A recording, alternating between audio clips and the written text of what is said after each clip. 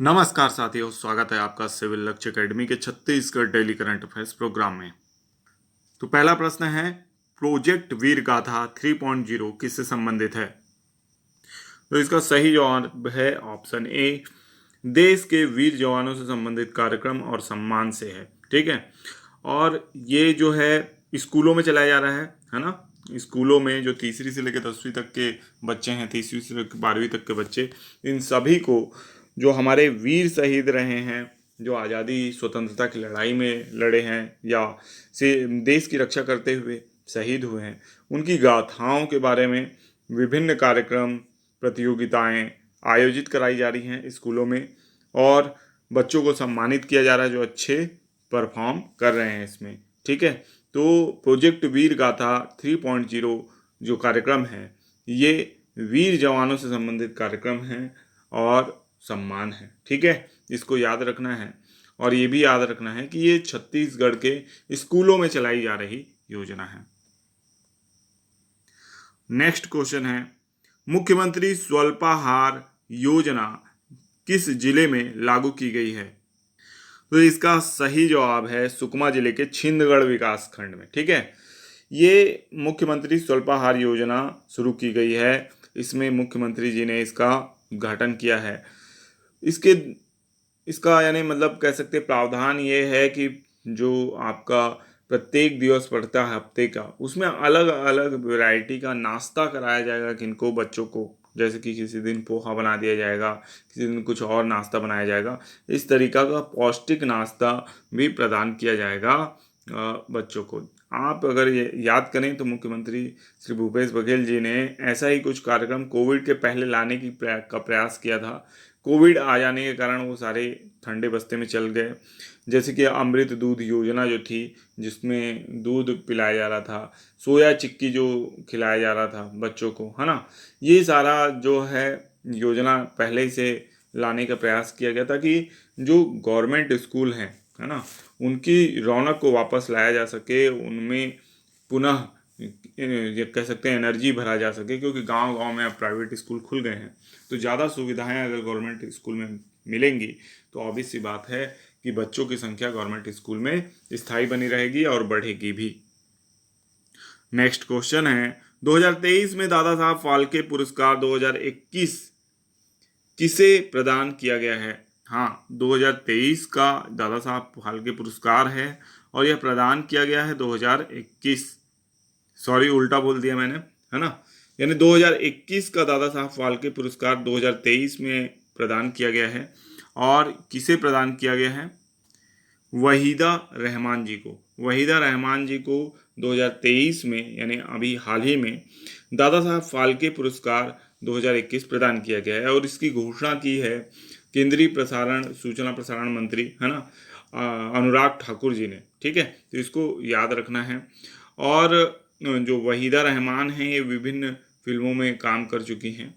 और जैसे कि रंग दे बसंती इनकी सबसे फेमस फिल्म है, जिसमें जो कह सकते हैं बूढ़ी महिला थी, है ना, जो कह सकते हैं कि रहमान जो है उनकी माँ, ठीक है, उसका नाम का इन्होंने किरदार निभाया था। ठीक है, नेक्स्ट क्वेश्चन है, एशियन गेम्स 2023 में भारत की घुड़सवारी टीम ने कौन सा पदक जीता है?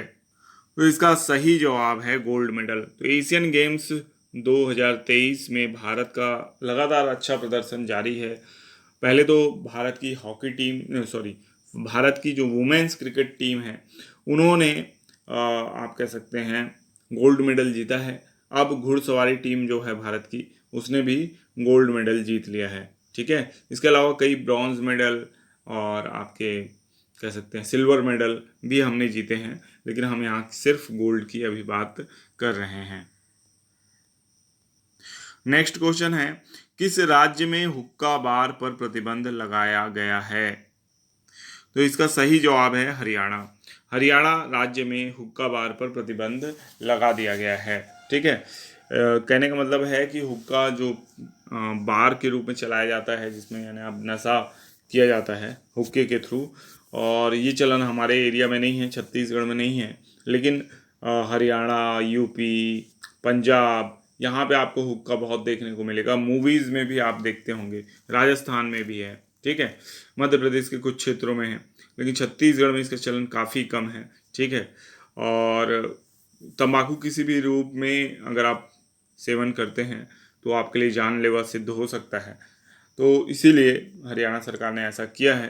हालांकि सरकारें ये इस अपने फैसले को ज़्यादा दिन कंटिन्यू नहीं रख पाती हैं, क्योंकि जो ऐसे नशे के व्यापारी हैं, कार्टेल हैं उनका, वो बहुत ज़्यादा दबाव सरकार पे बनाता है, और क्योंकि उनका प्रॉफिट जो है उससे घटता है। भले लोगों की जान जाती है, लेकिन कहते हैं ना, गंदा है पर धंधा है ये। तो वैसी स्थिति नशे के व्यापार में रहती है। अब अंतिम प्रश्न है जो आप लोगों के लिए है, आपको इसका सही जवाब कमेंट बॉक्स में देना है, और जो सही जवाब देंगे उनके कमेंट को मैं हार्ट दे दूंगा, ताकि बाकी दर्शकों को भी पता चल सके कि सही उत्तर क्या है। पहली ग्रीन हाइड्रोजन सेल बस को कहाँ हरी झंडी दिखाई गई है? आपके ऑप्शन हैं बेंगलुरु, मुंबई, रायपुर या नई दिल्ली, ठीक है। तो इसका सही जवाब आपको कमेंट बॉक्स में देना है। पिछले वीडियो में हमने आपसे प्रश्न पूछा था, किस अंतरिक्ष एजेंसी का कैप्सूल क्षुद्र ग्रह का सैंपल लेकर लौटा है? तो इसका सही जवाब है नासा, ठीक है।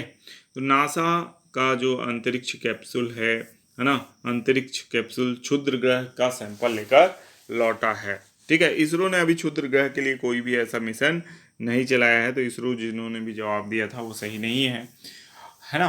तो नासा इसका सही उत्तर है, याद रखना है आपको। आज का पहला प्रश्न है, मुख्यमंत्री विशेष स्वास्थ्य सहायता योजना की सहायता राशि को बढ़ाकर कितना कर दिया गया है? तो इसका सही जवाब है 25 लाख रुपए। आपको याद हो, मुख्यमंत्री विशेष स्वास्थ्य सहायता योजना जो है, ये योजना हो गया है, तो इसको माफ़ कीजिएगा, 20 लाख रुपए था पहले, ठीक है। अब इसे 25 लाख रुपए बढ़ा दिया गया है, ठीक है। तो इसको याद रखना है कि मुख्यमंत्री विशेष स्वास्थ्य योजना के तहत, है ना, विशेष स्वास्थ्य सहायता योजना के तहत जो बहुत क्रिटिकल पेशेंट होते हैं, गरीब माँ बापों के, उनको सुविधा दी जाती है, और एक मुश्त सहायता राशि दी जाती है। एक बार का ही ये इलाज होता है, ठीक है। और उसके लिए कितनी सहायता राशि दी जाती थी पहले? 20 लाख, और उसको बढ़ाकर 25 लाख रुपए तक का कर दिया गया है। ये डायरेक्ट मुख्यमंत्री के रिकमेंडेशन पे ही जारी होने वाला पैसा है, इसको भी आपको याद रखना है। तो ये बहुत ज़रूरी योजना है स्वास्थ्य के क्षेत्र की। नेक्स्ट क्वेश्चन है, राज्य स्तरीय छत्तीसगढ़िया ओलंपिक का आयोजन कब से कब तक किया जाएगा? तो इसका सही जवाब है 25 से 27 सितंबर तक राज्य स्तरीय छत्तीसगढ़िया ओलंपिक का आयोजन किया जाएगा। आपको राज्य स्तरीय छत्तीसगढ़िया ओलंपिक से संबंधित बहुत से क्वेश्चन कराए गए हैं, जैसे कि इसका शुभंकर बछरू है, इसमें 16 खेल शामिल हैं, ठीक है। और प्रथम चरण, द्वितीय चरण, तृतीय चरण करके कुल 6 चरणों में हो रहा है, ठीक है। तो ऐसे कई चीज़ें आपको, कई क्वेश्चन इसके कराए गए हैं, इसको आप कंठस्थ रखिएगा, याद करके रखिएगा। इससे क्वेश्चन आपको एग्ज़ाम में मिलेगा ही मिलेगा, क्योंकि ये छत्तीसगढ़िया ओलंपिक के नाम से आयोजित प्रतियोगिता है, और इसमें स्थानीय खेलों को बढ़ावा दिया जा रहा है, ठीक है। नेक्स्ट क्वेश्चन है, महिला समृद्धि सम्मेलन कब आयोजित किया गया था? तो इसका सही जवाब है 21 सितंबर को। 21 सितंबर को महिला समृद्धि सम्मेलन का आयोजन किया गया था, ठीक है। कल भी एक सम्मेलन आयोजित हुआ था, यानी 25 सितंबर को भी एक सम्मेलन आयोजित हुआ था, जिसमें राजीव गांधी आए थे, राजीव गांधी बोल रहा हूँ, राहुल गांधी आए थे, है ना। तो राहुल गांधी आए थे, और यहाँ पे किसानों के अकाउंट में जो तीसरी किस्त है धान खरीदी की, उसको तो डायरेक्ट ट्रांसफ़र किया ही गया। साथ ही साथ में जो ग्रामीण आवास न्याय योजना का भी शुभारंभ किया गया, इस सम्मेलन का नाम भी रखा गया था आवास न्याय सम्मेलन, ठीक है। तो इसको भी याद रखिएगा, 25 सितंबर को कल ये आयोजित हुआ था, और राहुल गांधी आए थे, ना कि राजीव गांधी, वो तो दिवंगत हो गए हैं और हमारे पूर्व प्रधानमंत्री थे, ठीक है। तो इस गलती को भी क्षमा कीजिएगा।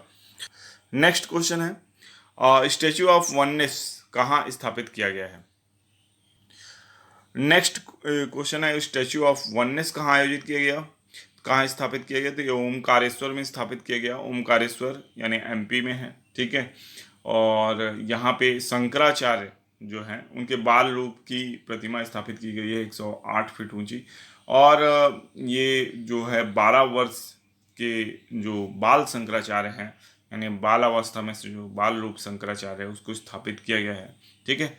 ओमकारेश्वर आप जानते हैं यहाँ पे भगवान शिव का ज्योतिर्लिंग स्थित है। उज्जैन में भी ज्योतिर्लिंग स्थित है। इस तरीके से एमपी में 2 ज्योतिर्लिंग महत्वपूर्ण हैं जो मध्य प्रदेश राज्य में स्थित है, तो इनको याद रखिएगा। नेक्स्ट क्वेश्चन है, अंतर्राष्ट्रीय शांति दिवस कब मनाया जाता है? तो इसका सही जवाब है 21 सितंबर। ठीक है। तो 21 सितंबर को अंतर्राष्ट्रीय शांति दिवस मनाया जाता है ना। तो किसी भी व्यक्ति के लिए, एक देश के लिए सबसे ज़्यादा ज़रूरी अगर है कोई चीज़ जिससे वो प्रगति कर सकता है, अपनी मेहनत लगातार कंटिन्यू कर सकता है, वो है शांति। व्यक्ति के लिए मानसिक शांति, है ना, ताकि उसका एटमॉस्फेयर अच्छा रहे। उसी तरह देश के लिए सीमा पर शांति बहुत ज़रूरी है। इसीलिए हमारी कोशिश होती है कि पाकिस्तान के साथ हम कोई लड़ाई ना छेड़ें, है ना, ताकि हमको हमारे जो विकास कार्य हैं, जनता के ग्रोथ पे फोकस करने में सहायता हो। ठीक है। इसीलिए हम चीन के साथ या किसी भी पड़ोसी देश के साथ किसी भी तरीके का कॉन्फ्लिक्ट नहीं चाहते। लेकिन ये लोग जानते हैं कि भारत जितना शांत रहेगा उतना तेज़ी से बढ़ेगा। यही कारण है कि ये आपको डिस्टर्ब करने की कोशिश करते हैं।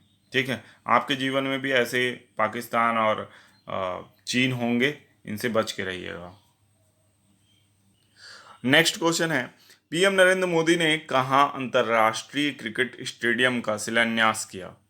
तो इसका सही जवाब है वाराणसी। वाराणसी आप जानते हैं पीएम नरेंद्र मोदी जी की क्या है, होम कॉन्स्टिट्यूंसी है ना, जहाँ से वो लोकसभा का चुनाव लड़ते हैं।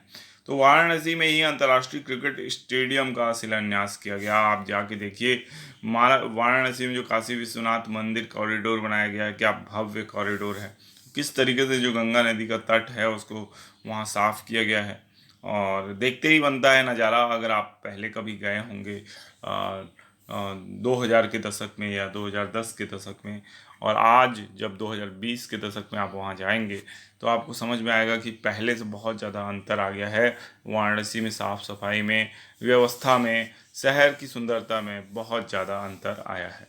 और उसी कड़ी में एक और कह सकते हैं उपलब्धि वाराणसी के लिए जुड़ रही है, वो है अंतर्राष्ट्रीय क्रिकेट स्टेडियम, जो कि अभी इसका शिलान्यास किया गया है। जब ये बनकर तैयार होगा तो ये सबसे आधुनिक